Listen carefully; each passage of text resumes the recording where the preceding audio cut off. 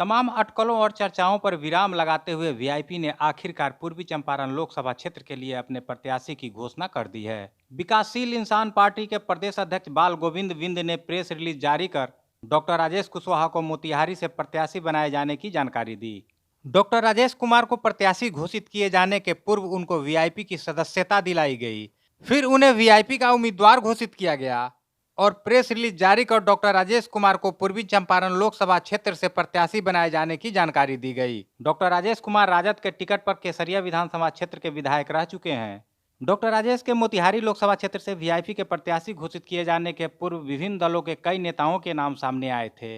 यहां तक कि वीआईपी के लेटर हेड पर एडिट कर कई नामों को वायरल भी कर दिया गया।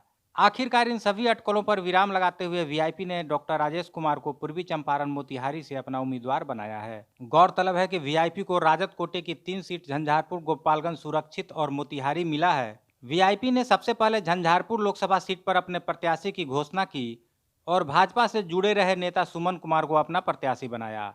वहीं गोपालगंज सुरक्षित सीट से प्रेमनाथ चंचल को वीआईपी ने अपना उम्मीदवार बनाया है। प्रेमनाथ चंचल के पिता भाजपा के नेता हैं। बता दें कि डॉक्टर राजेश कुशवाहा केसरिया थाना क्षेत्र के पुरैना गांव के रहने वाले हैं। वह कुशवाहा जाति से आते हैं और उन्होंने केसरिया विधानसभा क्षेत्र से वर्ष 2015 में राजद के टिकट पर जीत दर्ज की थी। वहीं 2020 के विधानसभा चुनाव में राजद ने उन्हें टिकट नहीं दिया तो वह केसरिया विधानसभा क्षेत्र से निर्दलीय मैदान में उतर गए, लेकिन वर्ष 2020 के विधानसभा चुनाव में वह तीसरे स्थान पर रहे।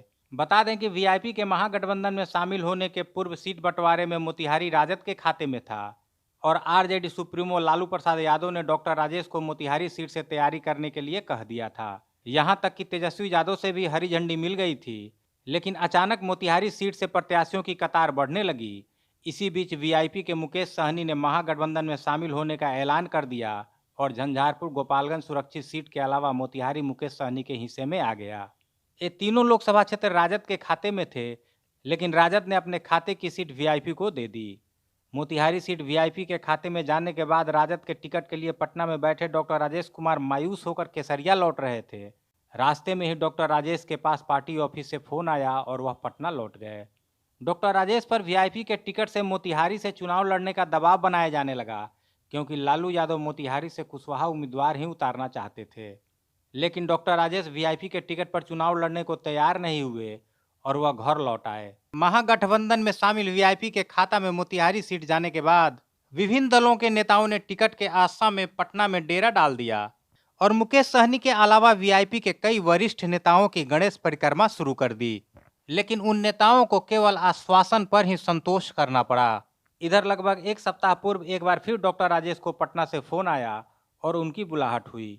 डॉक्टर राजेश पटना पहुंचे। डॉक्टर राजेश के पटना प्रवास के एक सप्ताह बाद उनको मोतिहारी से उम्मीदवार बनाए जाने की घोषणा हुई। बताया तो यहां तक जा रहा है कि लालू यादव के दबाव पर मुकेश सहनी ने डॉक्टर राजेश को मोतिहारी लोकसभा क्षेत्र से वीआईपी का प्रत्याशी बनाया है। बता दें कि मोतिहारी से एनडीए के तरफ से भाजपा के टिकट पर राधा मोहन सिंह 10वीं बार चुनाव मैदान में हैं। पर उन्होंने इस लोकसभा क्षेत्र का प्रतिनिधित्व किया है और वर्ष 2014 में मोदी सरकार में राधा मोहन सिंह केंद्रीय कृषि मंत्री बने।